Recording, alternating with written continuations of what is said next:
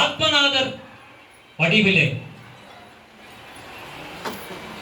மாணிக்க வாசகரை வந்து ஆட்கொண்ட பிறகு, அவனுடைய சிந்தையிலே முழுமையாக புகுந்து கொண்ட பிறகு, மாணிக்க வாசகர் திருவாதூரராக வந்து மாணிக்க வாசகராக மாறி, மாணிக்க வாசகர் சிந்தையிலே முழுமையாக ஆத்மநாதன் கொடி புகுந்து அந்த முழு நிறைவு பெற்ற பிறகு, யார்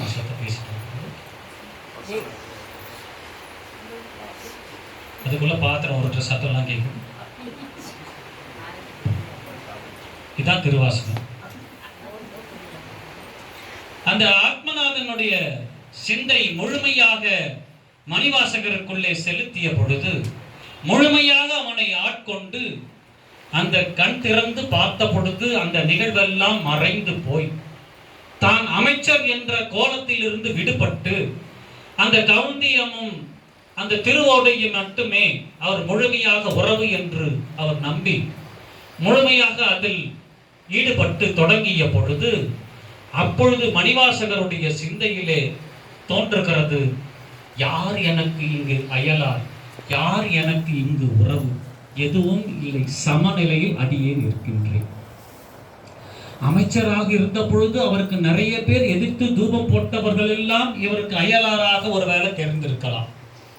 மணிவாசகர் திருவாதூரரை பற்றி அரசரிடம் நிறைய தூபம், இதுதானே இயல்பு, நிறைய தூபம் போட்டவர்கள் எல்லாம் அவருக்கு அப்பொழுது அயலராக தெரிந்திருக்கலாம். மணிவாசகர் திருவாதூரரை கூடவே இருந்து புகழ்ச்சி செய்தவர்களையும் உறவு என்று அவர் நினைத்திருக்கலாம். இவர்கள் தான் என்னுடைய உண்மையான உறவு என்று நினைத்திருக்கலாம்.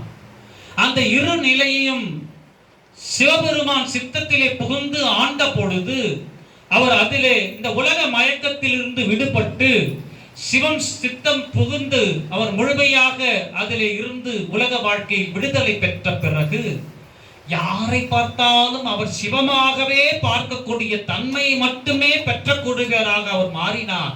அதனால் இங்கு யார் அயலார், யார் உறவு, எனக்கு யாருமே எனக்கு பிரித்து பார்க்கக்கூடிய தன்மை என்னிடம் இல்லை.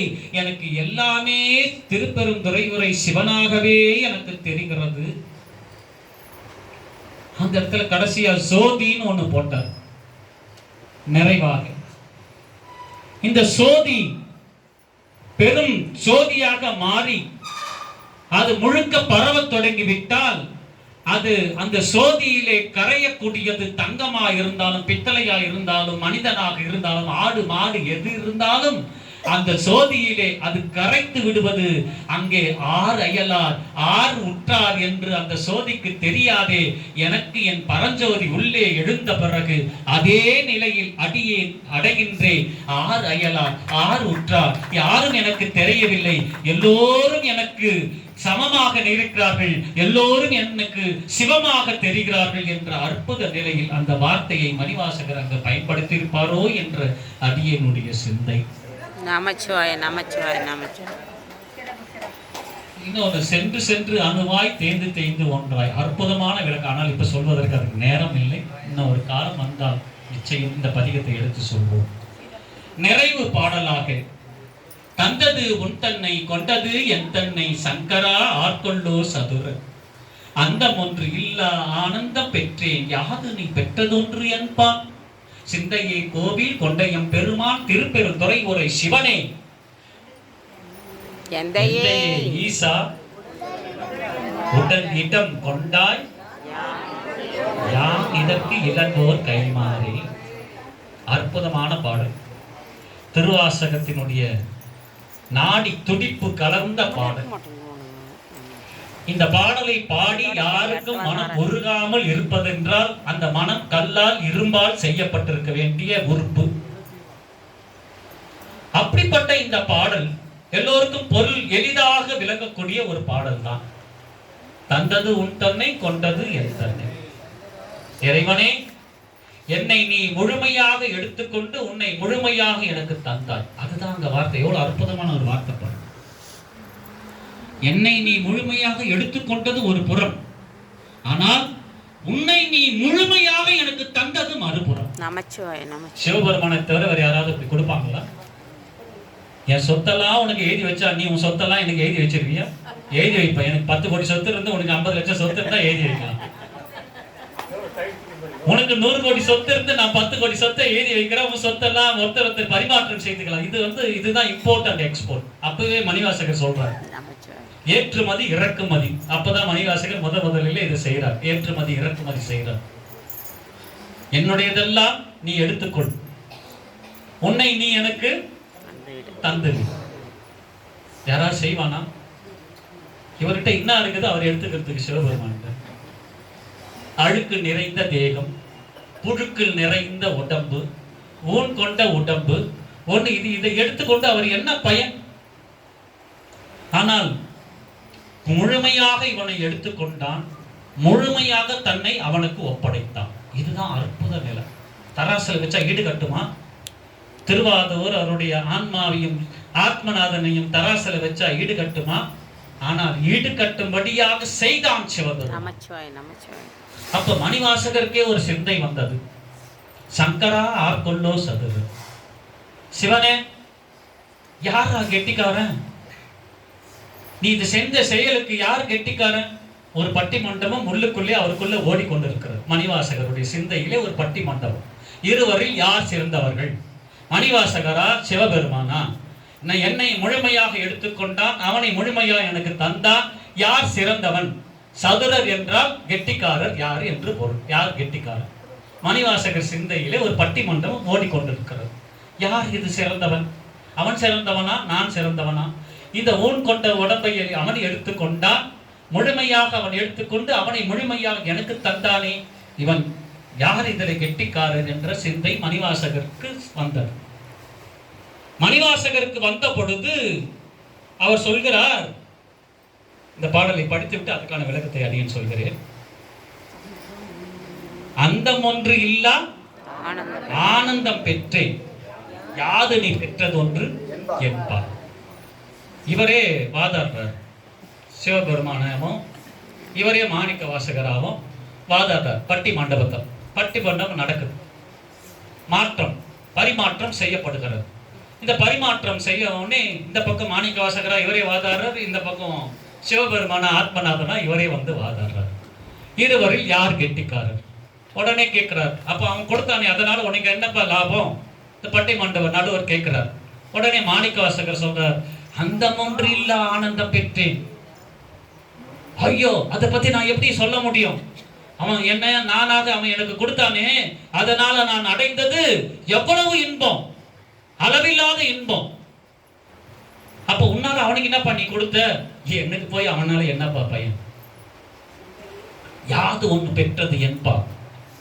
அவனுக்கா அவனால நான் அடைஞ்சேன் இவ்வளவு ஆத்ம இன்பம். அவன் என்னால என்னப்பா அவன் ஒரு ஆத்ம இன்பத்தை என்னப்பா அடைஞ்சிட்டான்? அப்ப நீயே சொல்லு நடுவர்களே, யார் கெட்டிக்காரர் என்று நீயே சொல் என்று இங்கே கேட்கப்படுகின்ற கேள்வி. அப்பொழுதுதான் நடுவராக இருந்தது இந்த திருவாசகம்.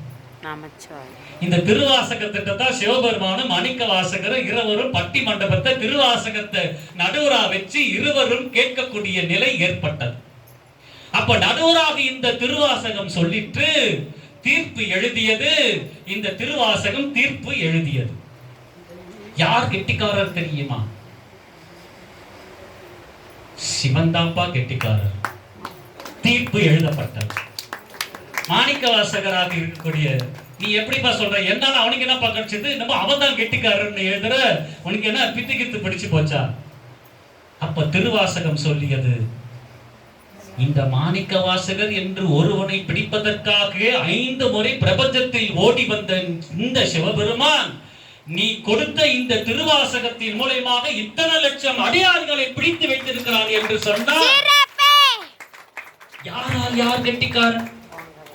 ஒரு மாணிக்க வாசகரை பிடித்து விட்டால் லட்சக்கணக்கான அடியார்களை பிடித்து விடலாம் என்று எண்ணி உன்னை ஒருவனை வைத்து இந்த திருவாசகத்தை எடுத்து இத்தனை பேரை பிடித்துக் கொண்டானே, அவன் தான்ப்பா கெட்டிக்காரன். நீ முட்டாளாயிட்டப்பா. உனக்கு கிடைச்ச ஆத்ம இன்பத்தை நீ உள்ளேயே வைத்திருந்தால் இந்த திருவாசகம் கிடைத்திருக்குமா? உனக்கு கிடைச்ச இந்த ஆத்ம இன்பத்தை உன்னாலேயே வெளிப்படுத்தி உன்னாலேயே சொல்ல வைத்து அதை எழுத்து வடிவமாக கொடுத்து இது மணிவாசகர் சொல்ல திருச்சிற்றம்பலத்தான் எழுதியது என்று அதற்கு சர்டிபிகேட் சான்றிதழையும் கொடுத்து பின்னர் வருவர்கள் எல்லாம் உணர்த்துமாறு படிக்க செய்தானே, இதுதான்டா சிவபெருமான் கெட்டிக்காரன், நீ முட்டாளாயிட்டடா. ஓ, இதற்குத்தான் தில்லையிலே வந்து என்ன சொல்ல சொன்னானோ, இதற்குத்தான் அவன் வந்து என்னுடைய ஆத்ம இன்பத்தை வடிவமைத்தானோ, இதற்குத்தான் அவனே வந்தானோ, இதற்குத்தான் அவன் உள்ளே இருந்து சொற்களாய் வடிவமைத்தானோ. அப்பதான் இவர் நினைக்கிறாரு, ஈசனே என் உடல் கூட்டம் நீ கொண்டாயோ.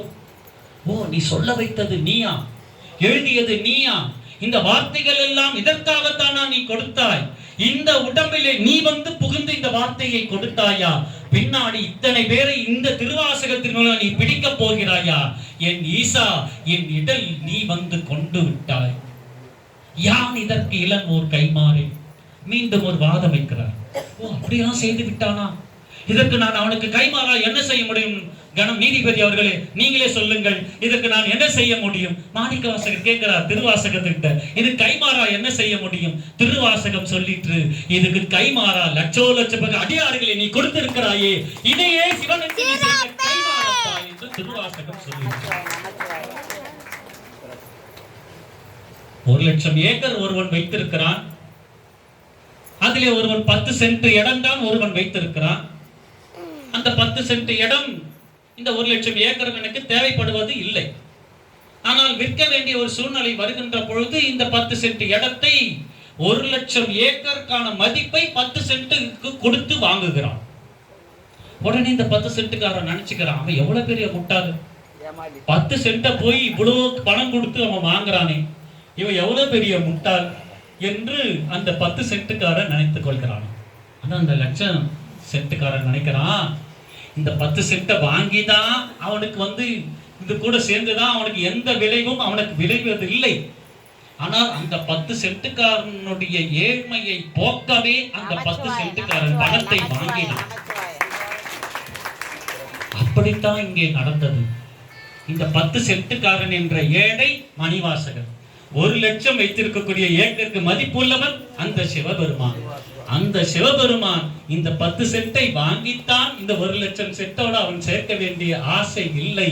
ஆனால் இந்த 10 சென்ட்டுக்கார என்ற ஏழை திருவாத ஊராருக்கு திருவாசகம் என்னும் அரும்பெரும் பொருளை கொடுத்தான். அதன் மூலமாக இந்த 1,00,000 ஏக்கரில் இருக்கக்கூடிய பயிர்கள் எல்லாம் முளைத்து அதற்கு உணவாய் கொடுக்கக்கூடிய நிலையை தந்ததே என்று அடிப்படையில் தான் திருவாசகம் மணிவாசகரால் சிவபெருமானால் கொடுக்கப்பட்டது. அப்படிப்பட்ட அற்புத இந்த கோயில் திருப்பதிகம். இன்னும் 2-3 பாடல்களில் அற்புதமான சுற்றமங்கள் அந்த சென்று சென்று அணுவாய் தேய்ந்து ஒன்றாய் என்பதற்கு ஆயிரமான ஆழ்ந்த பொருள் உடையது அந்த வரிகளுக்கான பொருள். இறைவன் நமக்கு பணித்தால் மீண்டும் எப்பொழுது இந்த கோயில் திருப்பதிகத்தை தொட்டு பார்க்கின்ற பொழுது விட்டதெல்லாம் அப்பொழுது தொட்டு பார்க்கலாம். இறைவனுடைய கருணையினால் இறையர்களை பெறுவோம். இதுவே இன்றைய சிந்தையாய் மணிவாசகன் எனக்குள் எடுத்து அருளப்பட்டதாய் இறைவனுடைய கருணையினால் உங்களுக்கு அடியேன் சொல்லப்பட்டக்கூடிய பிச்சையின் கருணையை பெற்றிருக்கிறேன். தொழுதுன் கடல் சேவட்டிகள் கழும தழுவிக்கொண்டு எய்யாது எந்த தலைமேல் வைத்து எம்பெருமான் பெருமான் என்று ஐயா எந்தன் வாயால் அரற்றி அழல் சேர் மெழுகு ஒப்ப ஐயாற்றரசே ஆசைப்பட்டு கண்டாய் மணிவாசக பெருமானே, கண்டாய் மணிவாசக பெருமானே.